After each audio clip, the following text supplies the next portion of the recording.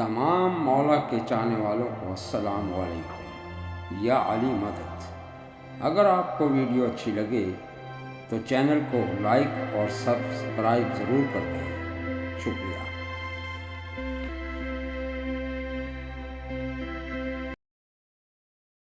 मोहम्मद मेरे अल्लाह मेरे रसूल का नाम है।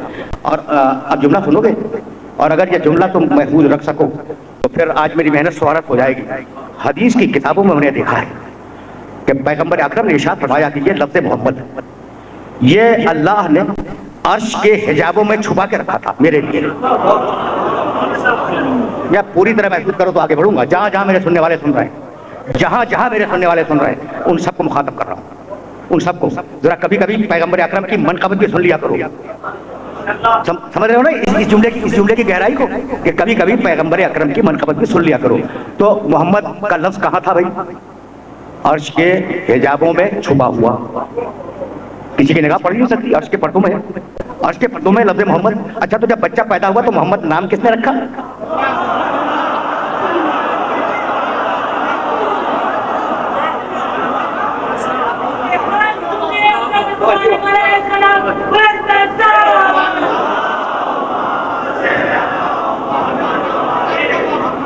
तो दो कौल हैं भाई। मोहम्मद तो ये लफ्ज़ अर्श के पर्दों में छुपा हुआ है, तो भाई नाम किसने रख दिया? मोहम्मद किसने देख लिया भाई? अजीब बात है ना। तो दो कौल है, या दादा ने रखा जिसका नाम है अब्दुल मुत्तलिब, या चाचा ने रखा जिसका नाम है अबू तालिब।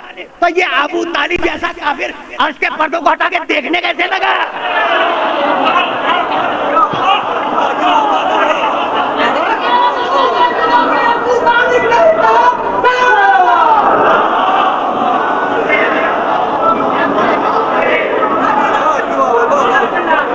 ठीक है। अच्छा, ये नौजवान अबू तालिब के नाम पे खुश हो रहा है, यानी इतनी तारीफ मैंने पैगंबर अकरम की बैठा सुनता रहा, कुछ भी होता रहा, लेकिन यहाँ तो खुश हो गया। तो अब इस नौजवान को जुमला तो हत्या कर ही दूंगा।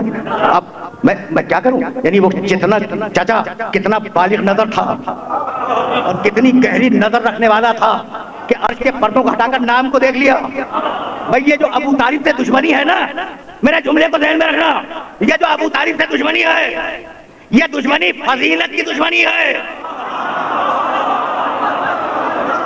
जुमला सुनना, ये दुश्मनी फजीलत की दुश्मनी है। इसलिए कि काफिर पालने का मौका हर बुजुर्ग को मिला था, लेकिन नबी पालने का मौका अबू तालिब के अलावा किसी को नहीं।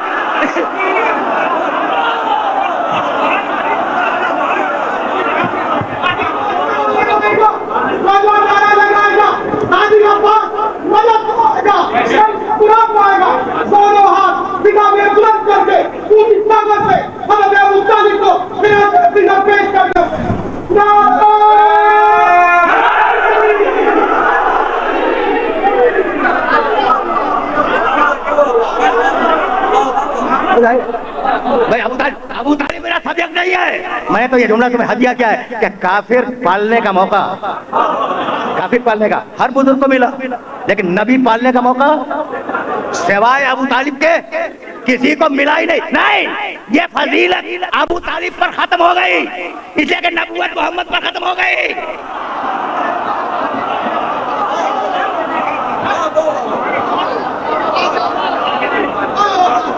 कभी कभी मैंने जुमला कहा था, और ये जुमला तुम्हें हत्या करूं, फिर मैं लफ्ज़ मोहम्मद की तरफ वापस जाऊंगा। मैं चाह रहा हूं कि ये बात तुम तक पहुंच जाए। भाई अजीब बात है ना। मैंने देखा, नाम रख दिया, पैदा हुआ उन्हीं के घर में, बार बार के बता चुका हूं मैं। अबू तालिब के घर में बच्चा पैदा हुआ, नाम भी रखा मोहम्मद, ठीक है ना। और अब हिफाजत के लिए साथ साथ रहते हैं। भूल गए?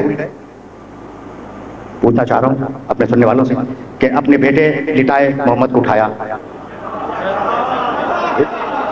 देखो ये कॉमन सेंस की बात है, मैं रुकूंगा नहीं, मैं फिर वापस जाऊंगा लफ्ज़ मोहम्मद तक। लेकिन किया या नहीं किया कि भतीजे को उठाया, अपने बेटे को उसकी जगह पर लिटा दिया। अब मैं पूछता हूँ एक आम मुसलमान से, आम कि मियाँ ये क्या कर रहे थे अबू तालिब?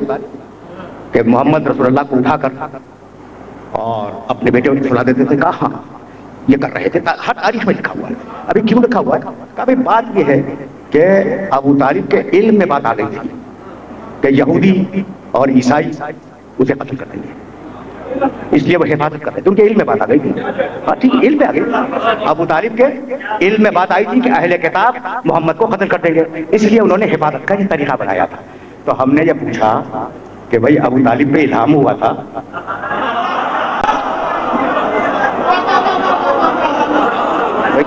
कह रहे हो कि अबू तालिब के इल्म में यह बात आ गई थी कि कोई दुश्मन अहले किताब में से भतीजे को कत्ल कर देगा, तो ये इल्म में कहाँ से आ गया भाई? कोई इल्हाम हुआ था? कहा नहीं, अबू तालिब को इल्हाम कहाँ से हो जाएगा? अच्छा भाई, तो नई बात उन्हें पता कैसे चल गया? कहने लगे बात ये है, ये जो मुसलमान जवाब देता है वो जो जुमला में हदिया करूंगा और फिर मैं आगे बढ़ जाऊंगा। कहने लगे बात कुल इतनी सी है कि अबू तालिब अपने भतीजे को शाम के सफर पे ले गए थे और वहां एक ईसाई राहिब ने देखा उस बच्चे को, मोहम्मद रसूलुल्लाह को, और कहने लगा अबू तालिब तुम्हारा ये भतीजा नबी होने वाला है, मुस्तकबिल की आखिरी नबी है और यहूदी इसे कत्ल कर देंगे, इसे बचाओ। अबू तालिब ने पूछा तुम्हें कैसे पता चला? कहा मैं चेहरे पर नूर नबुव्वत देख रहा हूं, मैं चेहरे पर नूर नबुव्वत देख रहा हूं, उस बच्चे के चेहरे में नूर है। किसने कहा भाई? ईसाई राहिब।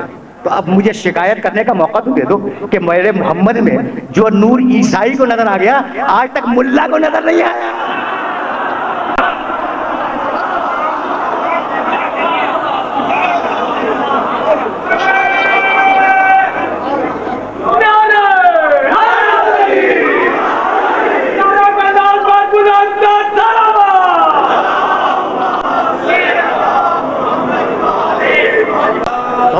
जाहिर है कि मुझे अबू तालिब पर रुकना नहीं रुकना है। फिर वापस चलो, मोहम्मद नाम रखा। तो अब मेरा नबी है मोहम्मद और मेरा अल्लाह है महमूद। मुझे माफ कर देना, मैं मिंबर के नीचे भी गैर जिम्मेदाराना बात करने का आदी नहीं हूं, नीचे भी नहीं। तो मिंबर से जो कहूंगा ठोक बजा के कहूंगा, ठीक। हजरत हसन इब्ने साबित रज़ी अल्लाह ताला अन्हु साहब रसूल है और बहुत बड़े शायर गुजरे हैं, उनका दीवान छपा हुआ मौजूद है, मिस्र से छपा है, सऊदी अरब से छपा है। उसमें एक शेर जाके देख लेना, पूरा शेर में नहीं पढ़ूंगा। फजुल अर्श महमूदुन वज़ाक मोहम्मदुन, वो अर्श वाला महमूद है, फर्श वाला मोहम्मद है। अर्श पर महमूद है, फर्श पर मोहम्मद है।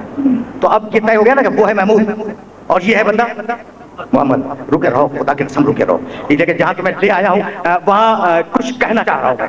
देखो भाई, एक बहस है ऑफ द रिकॉर्ड, अब सब सोचेंगे कि मैं क्या कह रहा हूँ कि क़यामत में अल्लाह देखा जाएगा। भाई है नहीं, कुछ लोगों का अकीदा है कि क़यामत में अल्लाह की रोयत होगी, अल्लाह देखा जाएगा। ठीक, तो मैं इसके ऊपर एक सवाल कायम करना चाह रहा हूँ कि भाई अगर देखा जाना अच्छी चीज है तो यहाँ भी नजर आना चाहिए, अगर पूरी चीज है तो ना यहाँ नजर आएगा ना वहां नजर आएगा। समझ रहे हो ना? देखो बिल्कुल ऑफ द रिकॉर्ड मौजू से हट के मैंने एक मसले को छेड़ दिया, रोयत इलाही। बहुत से लोग कहते हैं कि क़यामत में अल्लाह नजर आएगा, या अगर अच्छी बात है ना नजर आना, तो यहाँ नजर आना चाहिए था, और अगर बुरी बात है तो यहाँ नजर आए ना वहां नजर आए। ये सवाल हो गया ना। लेकिन नहीं, रोयत की शर्त क्या है? थोड़ा सा इस तरीके से सुनो भाई, देखने की शर्त क्या है? चीज इतनी दूर न हो कि आंख की रेंज से निकल जाए, शर्त है। इतनी दूर ना हो कि आंख की हद से निकल जाए, वरना नजर नहीं आएगी, और इतनी करीब ना हो कि आंख के ऊपर लाके रखो, फिर भी नजर नहीं आएगी। तो क्या शर्त है कि न दूर हो न करीब हो, दरमियान में हो, ये भी तो चीज नजर आएगी। अल्लाह इतना दूर कि खानाओं में गए नहीं मिला, और इतना नजदीक के लगे गर्दन से ज्यादा करीब।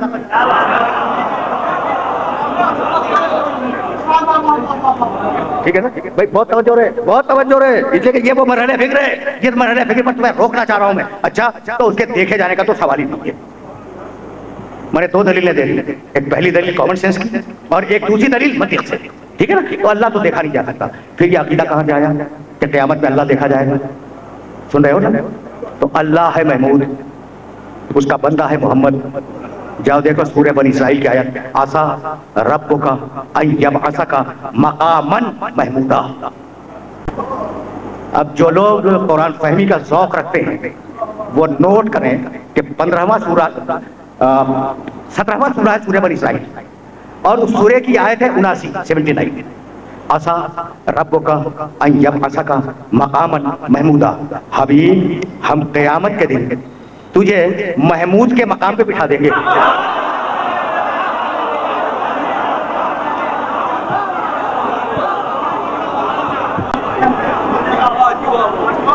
अजीब है, अजीब है, खुदा की कसम। ये आयत पहुंच गई मेरे सुनने वालों तक। ये जो मसनद शिफात है जिस पर रसूल टेक लगाए हुए बैठे होंगे, उस मसनद शिफात का नाम है मकाम महमूद, महमूद का मकाम। तो अब अल्लाह तो आया नहीं बैठने के लिए, भेज दिया मोहम्मद को, और मोहम्मद अकेला है, अकेला है उस मकाम पर। जो अकेला हो उसे अहद कहते हैं, जो आहद हो वो बेनजीर है, जो बेनजीर हो वो बेमिसल है, और जो बेमिसल हो वो खुदा है। घबरा गए या नहीं? भाई यही तो लाना चाह रहा था कि कुछ घबरा जाओ थोड़ा। आर्गुमेंट समझो, आर्गुमेंट समझो। क़यामत के दिन महमूद के मकाम पर कौन बैठा है? मोहम्मद महमूद के मकाम पर अकेला है। मकाम महमूद पर आने वाला, अल्लाह की जगह पे आने वाला अकेला है। अकेले को अरबी में कहते हैं अहद। वो अहद है, जो अहद हो वो बेनजीर हो, जो बेनजीर हो वो बेमिसल हो, और जो बेमिसल हो वो खुदा हो। इसलिए लैसा कमिस्लिही शै, उसके मिसल कोई शय नहीं। तो जितनी खतरे में तौहीद आज है, इतनी खतरे में तो कभी नहीं थी।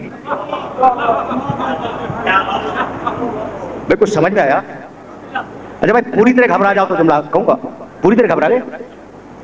और इसी की तमहीद में मैंने ये जुमला कहा था कि मैं मिंबर से गैर जिम्मेदाराना बात करने का आदि नहीं हूं। तो अल्लाह ने अपने मकाम पर मोहम्मद को बिठा दिया।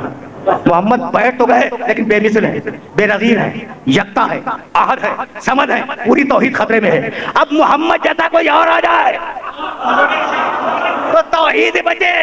आवाज आ या अली, लेवाउल हम्द लेके मोहम्मद के पीछे खड़ा हो जा।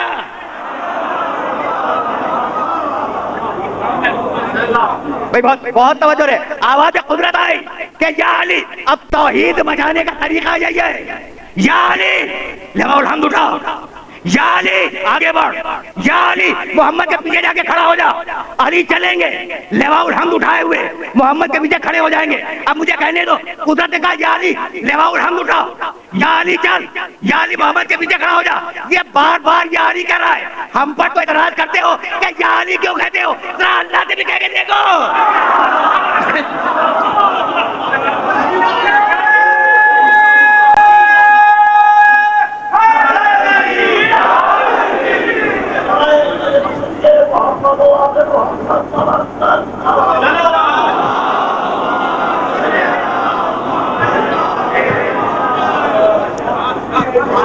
कुछ बात हो रही है। इसी को अब देखो, ये जुमला तुम्हारे जहनों के अंदर महफूज हो जाए। अब मोहम्मद जैसा हो और उसके पास चला जाए तब तौहीद बचे। मोहम्मद जैसा हो, अगर वो बेनजीर तो ये भी बेनजीर। इसीलिए कंधे पे हाथ रख के कहने लगे लहमो का लहमी या अली, दमो का दमी या अली, आदमों का आदमी या अली, लहमो का लहमी या अली, मिसलों का मिसली या अली। या अली मैं तुझ जैसा, तू मुझ जैसा।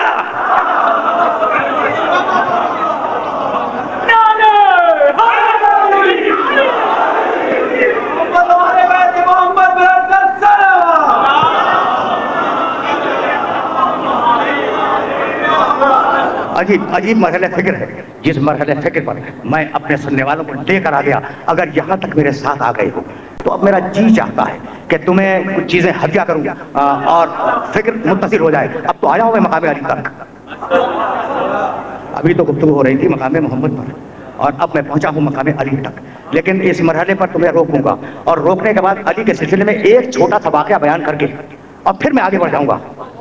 देखो, एक आयत है सूरह तौबा, कुरान मजीद का नवा सूरा, और उस सूरह की 10वीं आयत है। अजअलतुम सिकायतल हाज व इमारतल मस्जिदिल हराम कमन आमना बिल्लाहि वल यौमिल आखिर व जाहद फी सबीलिल्लाह ला यस्तहून। ये तुम लोग क्या कहते हो? तुम्हारा ख्याल ये है कि हाजियों को पानी पिलाना बहुत बड़ा सवाब है? होगा, ठीक है। अल्लाह कह रहा है कि हाजियों को पानी पिलाना बहुत बड़ा सवाब है, ठीक है, होगा।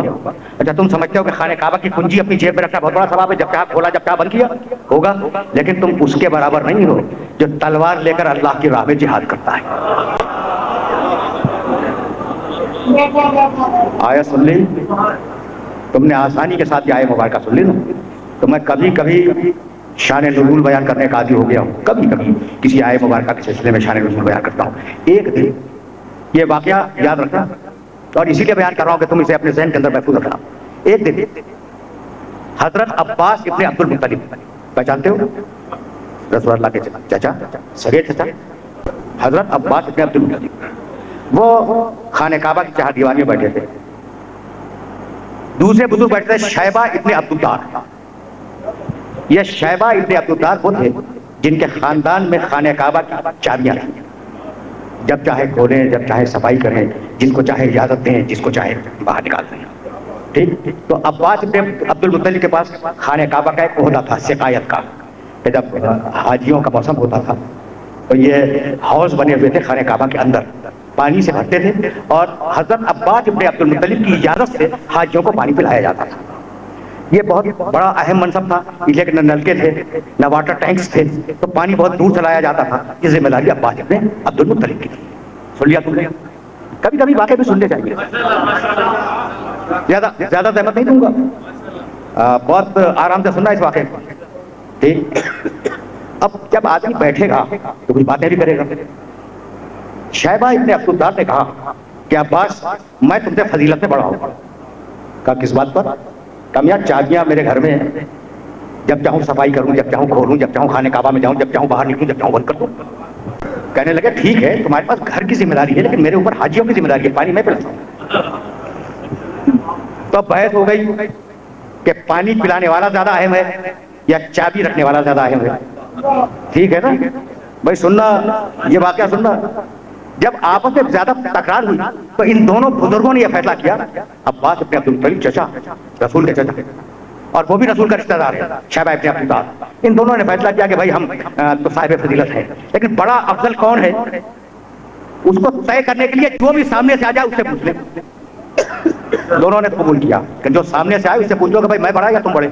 ठीक, फैसला हो गया। इतने में अली आ गए, इतने में अली आ गए। अब बात है कि अली जरा करीब तो आना, भतीजा है, अली जरा करीब आना, अली आ गए तक। कहा कि भाई ये बताओ कि ये कहते हैं कि चाबी मेरे पास है, मैं कहता हूँ सिकायत, पानी पिलाना, ये जिम्मेदारी मेरी है, हम दोनों में अफजल कौन है? जानते हो अली ने क्या जवाब दिया? सोचा नहीं। कहने लगे कि अफजल वो है, तुम्हारे पास शिकायत है, इनके पास खाने काबा की चाबियां हैं, अफजल वो है जिसने तुम दोनों को मार मार के कलमा पढ़वाया है।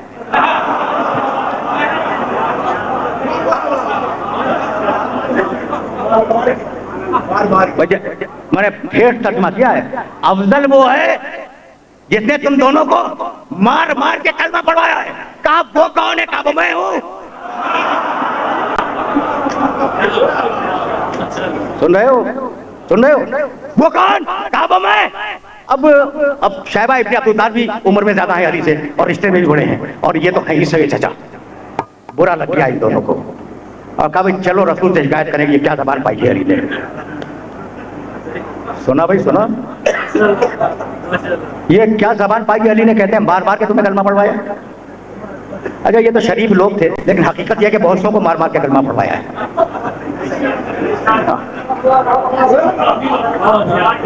बहुत सौ को मार मार के कलमा पढ़वाया है। और अब गुफ्तगू इस मरहले पर रुकेगी तो फिर मैं जुमला अर्ज करूंगा, लेकिन ये बात मुकम्मल हो जाए।